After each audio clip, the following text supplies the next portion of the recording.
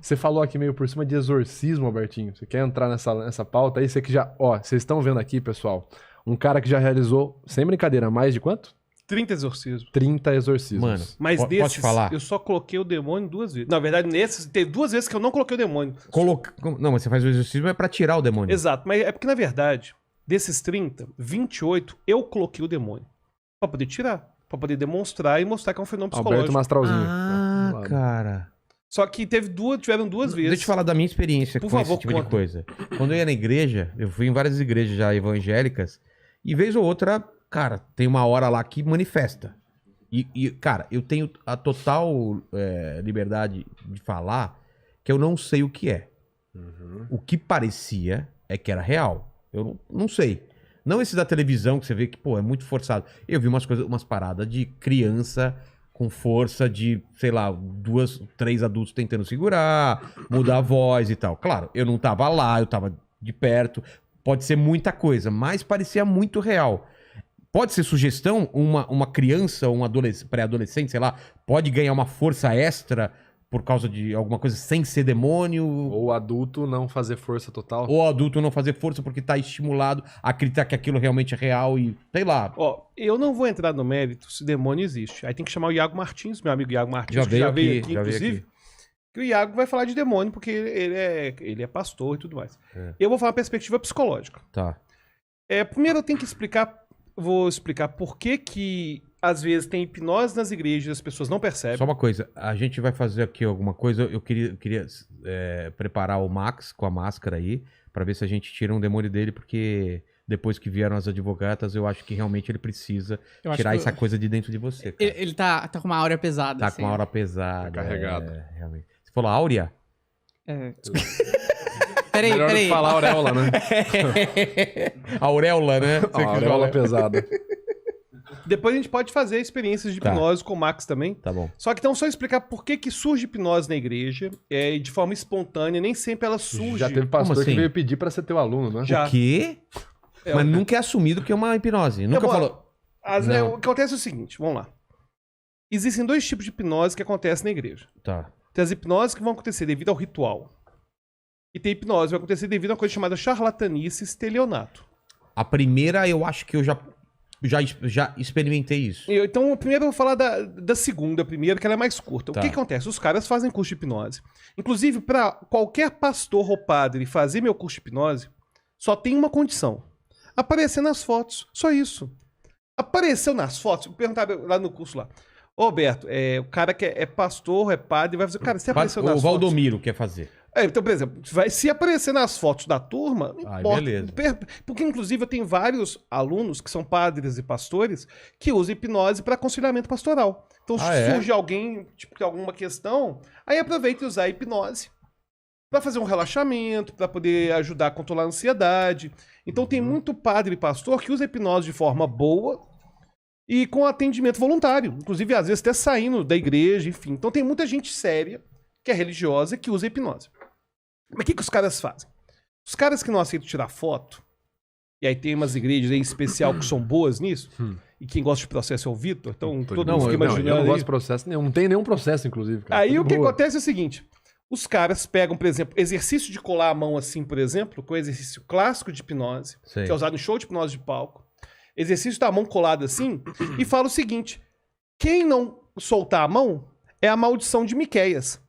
E fala que é fruto de macumbaria. Tem charlatão em todas as áreas e na religião. Cara, e tem pior que... Tem cara que vê o coleguinha pastor fazendo o negócio da mão de Miqueias e ele nem sabe que a hipnose repete e funciona. Ele fala, Porque é o ritual, ele vai e faz. Tá pegando geral. Agora, tem uma hipnose que vai surgir, que ela vai surgir devido a 3 fatores. E que é a hipnose que eu vou falar assim, que é mais do bem, que pode até surgir do mal, que a hipnose vai surgir espontaneamente. Tem 3 elementos que aqui, quem tiver vendo a diferença do reteté, né, que o pessoal brinca da diferença do reteté ou de uma igreja carismática católica para tradicional, é a existência de hipnose. E qual vão ser os 3 elementos? Primeiro elemento, obediência a uma autoridade.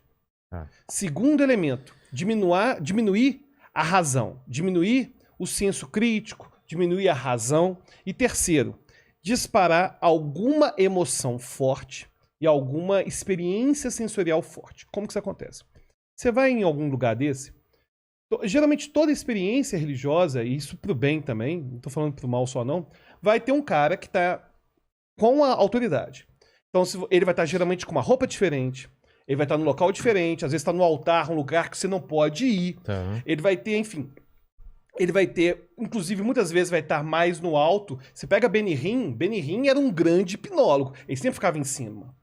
Por quê? Porque para mostrar autoridade. E além da autoridade, eles também usam conformidade. O que é conformidade? Fazer a pessoa seguir regra. Então, por exemplo, ajoelha, senta, agora levanta. Agora, quando a pessoa começa a seguir várias regras, ela começa a ficar mais em conformidade, que é a chamada conformidade pública. Ela fica mais em conformidade com aquelas pessoas que estão ao seu redor. Inclusive, tem um fenômeno psicológico chamado conformidade pública, que é a pessoa começar a fingir que está sentindo algo. Por exemplo, uma pessoa tem uma manifestação, ela finge que está tendo também, pela conformidade pública. Para se sentir aceito pelo grupo. Aceito pelo grupo. Então tem essa questão da autoridade, que é a primeira coisa que faz surgir hipnose.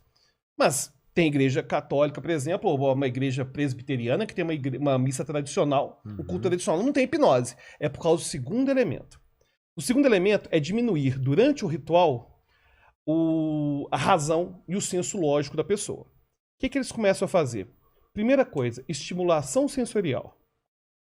Começam a ter muitos estímulos, geralmente sons, estímulos sensoriais, barulhos. Por que olha para cima? Não é à toa. O olhar pra cima induz... Se você ficar assim, ó... Se você fizer assim, ó... De olhar pra cima? Olhar pra cima... Você virar o olhar pra cima induz estados alterados da consciência. Por quê? Isso foi descoberto devido à hipnose. Desde a época de Braid, foi um grande médico. Que quando você... Achei que era pra lembrar do visual. Pela forma como que o nervo óptico se conecta no cérebro, ele começa a induzir certas alterações cerebrais. Então, imagina, o cara tá olhando pra cima, já tem uma autoridade, seguiu um monte de regra, tem um livro sagrado, e que você não pode questionar em momento algum todo dia lá, ler aquele livro. não pode questionar aquele livro sagrado. E tem uma grande sacada, que aí eu vou entrar no exorcismo, vou entrar no tarantismo, vou entrar no candomblé, que essa estimulação sensorial que acontece no culto, ela estimula o sistema nervoso simpático. O que é o sistema nervoso simpático? Quando o Vitor falou da amígdala, a amígdala dispara uma chamada reação de luta e fuga. A mesma do assalto, é a mesma de, enfim, quando alguém te assusta, e você começa a ter sudorese, a pupila, ter midríase, a pupila dilata. Liberar peso por líquidos, né? A pessoa Alguém começa se urina, vomita. A pessoa tem adrenalina, dispara adrenalina, cortisol. Essa estimulação sensorial, ela aumenta a possibilidade da pessoa seguir cada vez menos a lógica, porque a estimulação sensorial faz sequestro da amígdala. Então aquilo que eu estava falando de sequestro da amígdala acontece também nesses rituais. Porque tem muita música, tem muito flash, luz. Inclusive o Iago estava comentando comigo que ele ficava intrigado por que essas manifestações estavam acontecendo só em encontro de jovens, que estava todo mundo com privação de sentido, estava às vezes todo mundo com música, ou estava todo mundo em um lugar muito escuro, sem dormir, jejum. Claro, você começa a ter um ambiente, é o que o Iago comenta, né, que ele começou a perceber que existia uma formulinha que era capaz de fazer aquelas coisas surgirem. Caramba. Então, é pela estimulação sensorial. Então, a gente teve, primeiro, a autoridade bem estabelecida. Segundo, a gente teve a diminuição da razão, o sequestro da amígdala. Primeiro, devido à existência de um livro sagrado, que você não pode questionar nada. Eu não vou entrar aqui em mérito religioso, inclusive porque eu sou amigo de pessoas que são religiosas. E você também tem esse problema de que, quando a pessoa está lá, ela está sendo estimulada sensorialmente. E aí vai surgir o terceiro passo, que é a catarse. Esse excesso de estimulação sensorial faz a pessoa ter catarse. E é aí que vai ter também, inclusive, o exorcismo. Se você pega os exorcismos, falando de fisiologia do exorcismo, por que a pessoa trava com os braços para trás? É porque, na verdade, vai ter uma estimulação simpática e ela vai disparando adrenalina e cortisol. Não vou nem entrar aqui no mérito se é um demônio ou se não é. Não vou entrar nesse mérito, não. Mas a fisiologia aqui tem uma estimulação sensorial. Então, a pessoa vai começar a bater na mesa. Vai ter vários sons, a pessoa vai bater na mesa, vai ter várias músicas. É difícil você ter uma manifestação dessa. O Iago até relata que ele já viu manifestação do nada, sem nada. Mas é difícil você ter, todas as que eu vi eram mediante estimulação sensorial. Então, essa estimulação sensorial acontece nas igrejas, principalmente igrejas neopentecostais, acontece nesses rituais de exorcismo. Inclusive, os rituais de exorcismo do sul da Itália, que existem até hoje, em vilas, um amigo meu, Giancarlo Russo, que é um grande hipnotista, que eu já até trouxe para o Brasil já, ele fala assim, Alberto, no dia que eu te trouxer aqui os rituais de exorcismo das pequenas vilas do sul da Itália, caramba. ele falou que tem um ritual lá legal, que é o seguinte. Mas o cara falando em latim. Ele falou que tem umas coisas loucuras. Aí o que ele fala? Ele fala que tem um desses rituais que chega os caras que estão achando que estão endemoniados. Tá. Aí o padre pega um colar, tipo uma coleira, Sei. e fecha. Aquele que ele fechar e tiver com o demônio manifesta, no momento que fecha. Aí o cara chega, fecha e o cara começa a falar supostamente em latim. Em outra língua, morta. Agora, por que a pessoa tem muita força? Eu vou explicar a partir da fisiologia. Tá. Por causa da adrenalina e cortisol. Você já deve ter visto, por exemplo, caso de mulher que defendeu o filho e bateu no pitbull. Ou levantou um carro. Ou levantou carro. Fusca. São fenômenos que a gente vai ter devido à estimulação, à necessidade do corpo se proteger. Então o corpo, quando é posto no limite, ele tem super força. Ele tem super força. Então se a pessoa está num ambiente que estimulação sensorial tem uma autoridade grande. Por quê? Eu vou exemplo aqui. Você pode estar num show de rock e ter o segundo item. Você diminui, inclusive, a sua razão devido à estimulação sensorial no show. Eu já apaguei ouvindo o Blackbird do Paul McCartney ao vivo. Que é uma música que eu gosto tanto. Que eu fiquei imerso, assim, aí eu comecei a ver que eu tava me perdendo. Tipo, onde que eu tô? Caramba. É porque a estimulação sensorial faz isso. Show de rock, imagina show de rock sem luz. As pessoas não se entregariam tanto. Então, esse segundo elemento da estimulação sensorial e diminuição do senso lógico, do senso crítico, ele também acontece em outros contextos. Mas na igreja, você tem a autoridade bem estabelecida, tem um livro sagrado, tem um monte de regra, a pessoa segue um monte de instrução, aí depois começa a ter estimulação sensorial, mão para trás, mão para o outro. Não sei se você já viu, quando o padre faz assim, né? Por que faz isso? Esse toque que faz aqui leva à chamada reação vagal. É uma reação fisiológica. Como que funciona? O cara, se ele for maroto, né? O cara que é maroto, ele tá olhando. Lembra dos olhos da Mari, quando estava hipnotizada? Lembra que tava... O olho fica daquele jeito durante a hipnose que surge no culto. Tá. Aí se o pastor for maroto, ele vê... Por que você acha que o cara faz só isso em alguns?